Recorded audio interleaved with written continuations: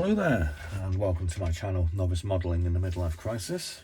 My name is Andy and today I'm going to do you a quick kit review on my ITALERI BMW R75 with sidecar, which is model number 315 in the 135 scale. Now, as you can see from the cover art, what we've got is a nice little motorbike with the sidecar, probably part of a reconnaissance platoon assigned to a German European regiment, judging by their colours. And obviously they're out having a scout around and see what's about, and they're consulting with this land trooper. So let's open the box and have a quick look at what's inside. I'll have a look at the instructions as well. Now, this particular kit is judging by the box art, is the 2006 variation. Although it's based on a moulding that doesn't appear to have been changed. It was originally released in 1977. So what's happened over the 30 years before its inception and the current issue is basically it's gone through a load of reboxes. It appears to be pretty much every 3 or 4 years. ITALERI have changed the cover art on it. So we can assume that the moulding is pretty much the same as what it was, well, 45 years I suppose ago. So let's have a quick look at the instructions, and as per usual I'm just going to read out the information that is provided regarding the history of this vehicle. It'll only take a couple of minutes, so bear with me. The BMW R75 with sidecar. The new German army made use of experiences collected in World War I to realise their modern reconstruction based on motorisation. In spite of the limitations of the Treaty of Versailles, able commanders introduced civilian vehicles into the army, thus creating a motorised mentality. In 1940, already a battalion consisting of 3 to 4 companies, each equipped with 52 motorcycles with sidecars and 4 motorcycles single, was integrated into the motorised infantry and armoured division. Moreover, motorcycles were present in nearly all other Wehrmacht units, especially with the reconnaissance units and the command, as well as the pioneer and the supply units. Produced in 16,500 units, the BMW R75, together with the Zundap KS750, formed the nucleus of all motorised units on all theatres of operations, especially in Africa and Russia. The motorcycle was armed with an MG34 mounted on a sidecar. On the road, it reached a maximum speed of 92 kilometers per hour. So here we move on to the instruction sheet, and as you can see we've got a sprue plan here which details all the parts that we've got, and then we're going to move on to the actual construction elements of the instructions. Now, I mean, as with ITALERI and most of the other manufacturers, these are quite well thought out and they're quite easy to follow, which is useful. I mean, especially as this is quite it's a small, relatively simple kit, but motorcycles obviously do carry quite a lot of small parts, so it's good that they actually give us this in breakdown of multiple units of construction. So here we've got the construction of the front wheel, and then the main frame and engine of the motorcycle, and then we're going to put the actual frame around the engine and the rear wheel. Here we're going to put on what looks like our exhaust, 2 seats. We've got a rider's seat and a pannier seat on the rear.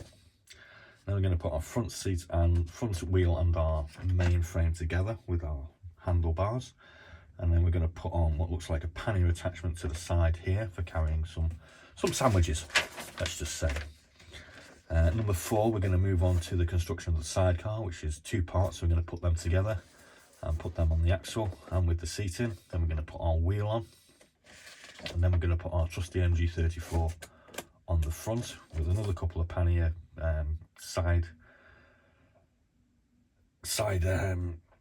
containers, and then we're going to put a wrap, which is probably a tent or some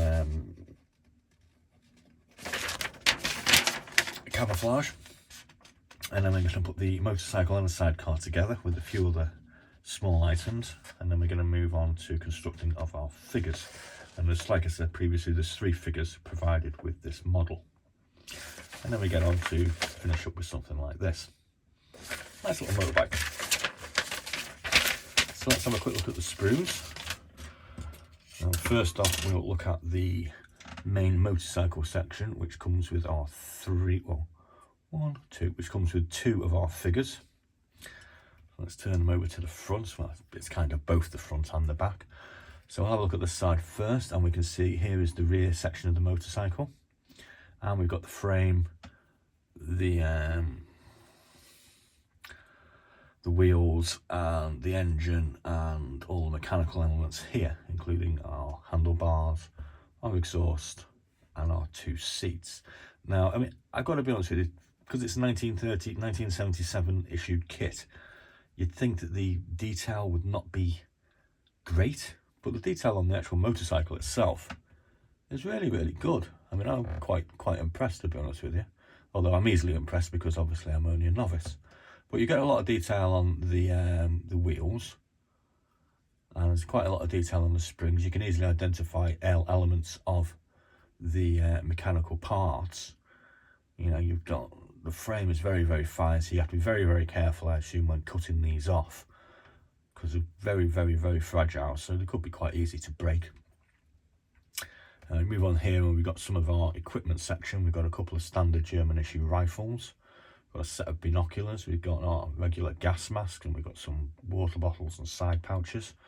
We've got 3 standard issue helmets, and we have here our roll of tent or camouflage or whatever it is they've got. We'll flip this over, and again you can see the detail is pretty good on the other side also. We have 2 of our figures. One of them is wearing what appears to be sort of an all-weather smock, sort of waterproof.